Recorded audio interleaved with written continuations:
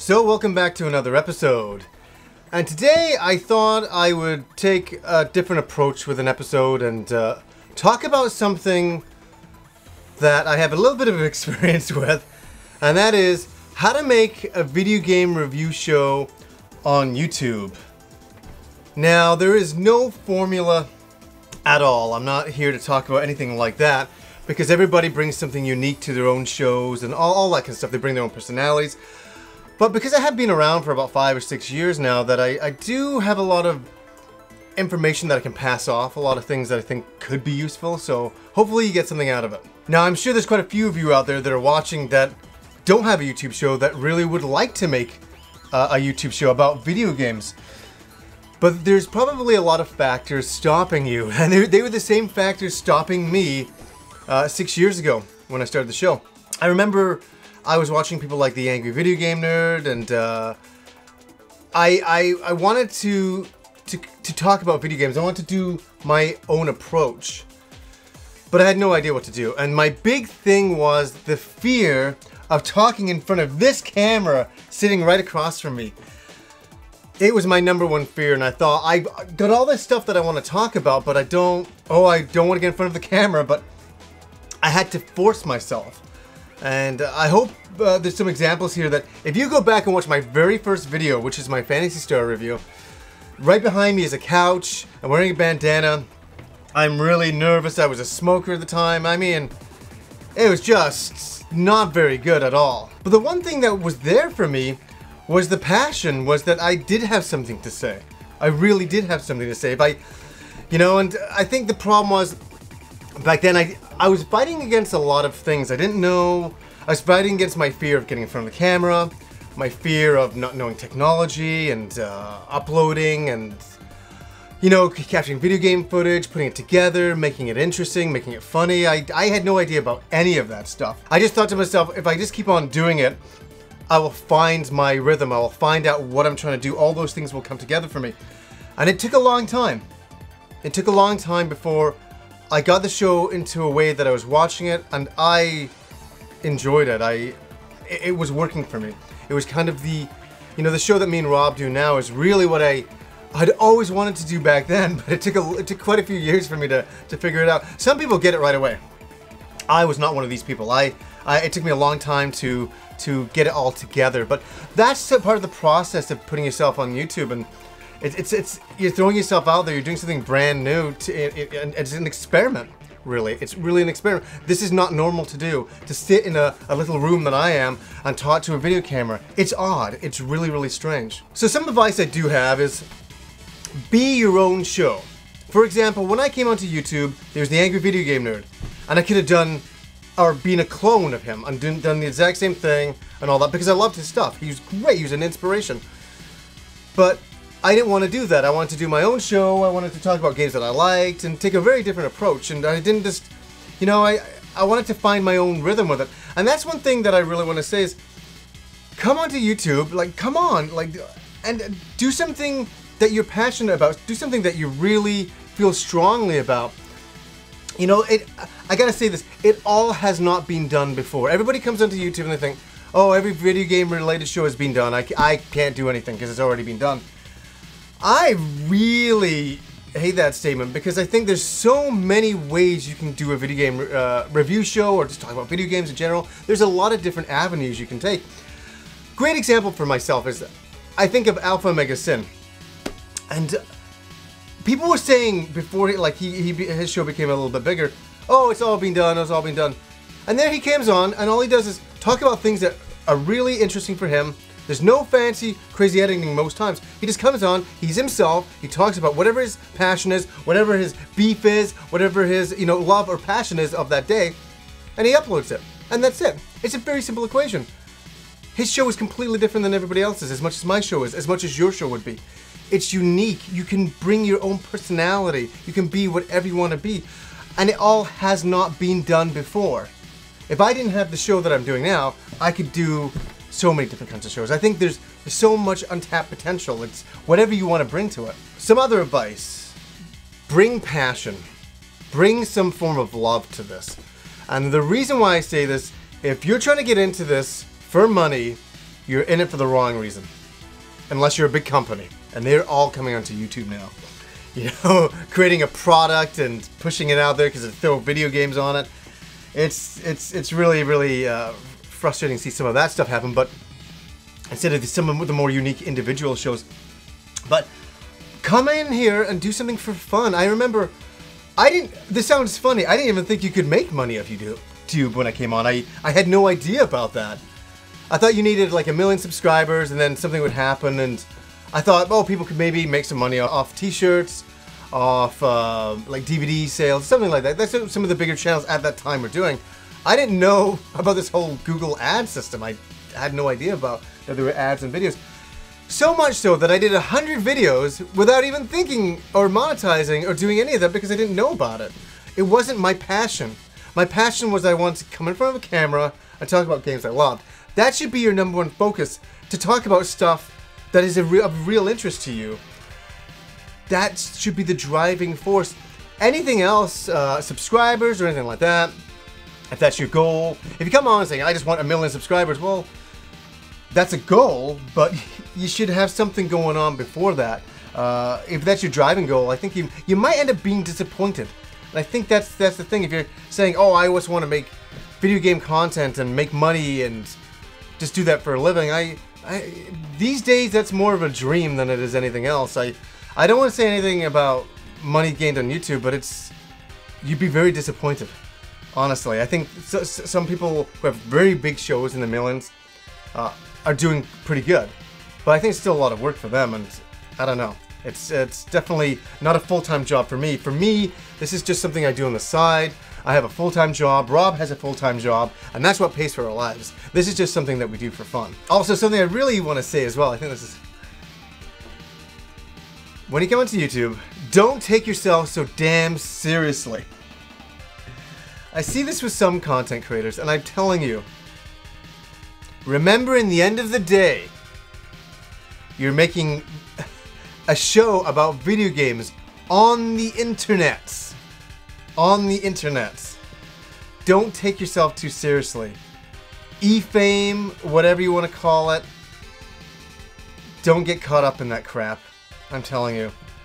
It's really nice to have people watch your show. It's really fantastic, and it's really humbling. Everybody I've ever met who's watched my show, I'm so happy to have met them and that they watch my show. It's humbling. But some people really let it get to their heads, and I'm telling you guys, don't ever become one of those people. Just enjoy, you know, have a bit of fun. And I think that's also what I'm trying to say as well. This is supposed to be fun. This is supposed to be an entertaining time. We're talking about video games on the internet. Video games on the internet. This is not, you know what I mean? Get an ego when you have something that solves world hunger. Okay, because that's something I would press somebody up and say, yes, you deserve an ego about that. Video games on the internet, talking about that, not so much. Okay, here we go, and this is an interesting one as well. This is one I need you to think about. One thing on YouTube, the term trolls exists, and yes, of course there's trolls on the internet. Of course there's trolls on YouTube. They exist on the internet, they exist in real life. But there's a difference between trolls and feedback. And when I say that is, when I first came onto YouTube, I was getting a lot of bad comments and things like that, and I was like, whoa man, why are these guys being so mean to me? What's going on? But I started to read these comments, and a lot of it is feedback, and a lot of it is good feedback. Feedback that it's hard. Okay? It's hard to do, put yourself up here in front of a camera and have people say, hey, you say this word too much, you do this too much, you do that too much, you scratched your head too much while you're talking, you did this too much, you did too much pointing, you grabbed this piece of paper that you're reading on too much, you know, all these kinds of things. Those people are not trolling you, they're giving you feedback, honestly. And it's what you do with that feedback. And this leads into something else. Listen to your audience. It's great to get up and do whatever you're doing, but you're doing it for an audience. And it's a give and take.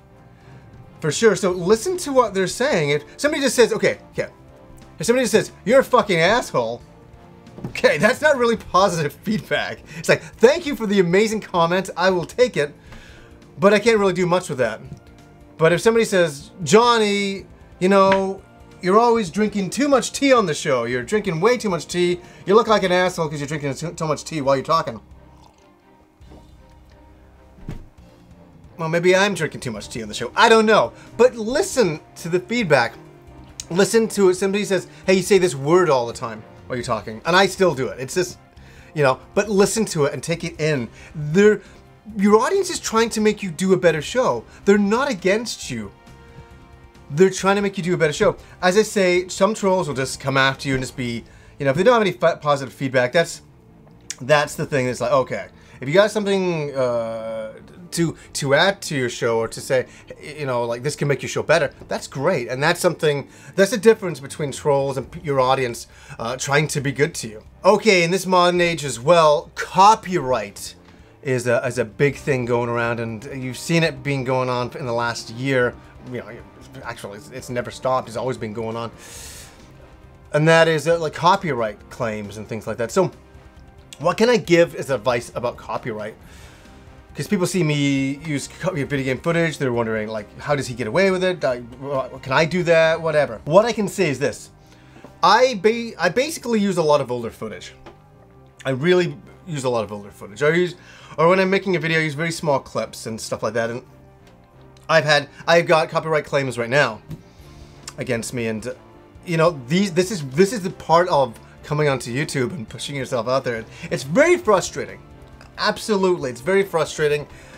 You're just trying to make this show or do whatever kind of show you're trying to do, and you're using some footage, you know, from a video game trailer, and it gets flagged, and you're like, I don't understand. It's just, you know, you can get away with that, again, by using an example earlier on. I used for Alpha Omega Sin. He gets up, he talks, he doesn't use any video game footage, entertaining show.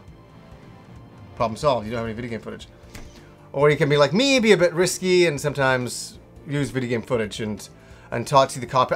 I try to get in touch with the companies as much as I can and to cover myself, but I use a lot of very old games, weird old Japanese games that I think nobody really cares about anymore. And if they do, then I'd like to talk to the company that does, because I'm trying to help you. I'm trying to positively reinforce a lot of your games and stuff like that. So if you're worried about the copyright claim, you don't understand what you can use, what you can't use, don't worry, we're all confused about it. Just how about save yourself a trouble and don't use it, or fully use it, but be ready for any copyright claims, and then being able to bring your channel down. This is something that can happen.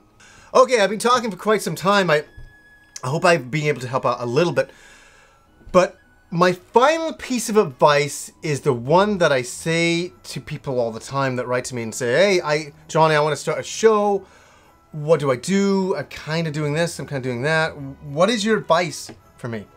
And I have the most simplest advice in the entire world. Create a show that you would watch. Create a show that you would watch. Isn't that simple? If you make a show and you watch that first episode, or you watch that 6th episode or 20th episode, and you're like, oh man, I can't watch it, but I think my audience will like it. Wrong! If you cannot tolerate watching what you've created, and I'm not talking about watching yourself being a little bit nervous in front of the cam, that's okay, you can let that part of it go. But if you're watching and you're like, I can't stand this show, but I think an audience will like it, your audience won't like it either. It's really as simple as that. It's like watching a show on TV and you're like, I don't like this show. Then you're not gonna like it. But if you're creating this show for TV and you're like, I really don't like it, but I'm gonna put it out there, other people aren't gonna like it as well. It's gonna come across that if you watch yourself or you watch your show and you're like, I like this, I feel good about what I'm saying here, you can stand behind that then. If you put that out and it doesn't do well, the video, and people seem to not like it, you say, the video's not doing well, listen to your audience, but say, I stand behind it because I really had some things I wanted to say. Maybe people didn't agree with me. That's okay. That's fine. But at least you can stand behind it, but listen to your audience about it as well. I think that's the big thing. But create a show that other people and yourself are going to enjoy. That's work hand in hand with your audience. I think that is the trick. So, guys, I've been ranting so long. I've been going on so long. I wrote together a few things that I thought I could pass off to you that if you're in, you know, a room somewhere and you're thinking, I'd really like to do a show, but I'm nervous, I got this and this and this. Don't be. We've all been there. Nobody starts making videos on YouTube at the 60th episode. We all start at episode 1. And episode 1 is always the tough one. And it's always the hard one. And it's one that, it's tough. It's tough to put yourself in front of an audience. It's really hard to throw yourself out there for criticisms and all those things. But you have to be able to embrace that. But I think at the end of the day, it's a very fulfilling experience. This is why me and Rob do the show. We're very enthusiastic about doing it, and we love it when we put out an episode and people can relate to our stories. Like if we do a story about Final Fantasy VII hype, and people are like, yeah, I remember being there for the hype as well, and it's a very mutual thing, and we really enjoy it, and we really hope that other people can enjoy that experience on YouTube as well, and come on and make it a positive, fun environment, and have a good time, because as I say, that's what it's supposed to be. In the end of the day, I think you should be having a good time on YouTube. I think it should be a positive experience. It shouldn't be hell. It shouldn't be one of those things that you're fearing. So, you know, don't be afraid of putting yourself out there. Give it a shot. You know, a lot of shows have come and gone over the years. That's for sure. I've seen thousands of them come and go. But have a bit of fun. Come on and give it a shot. You got nothing to lose. Absolutely not. So, anyways, guys, until next time.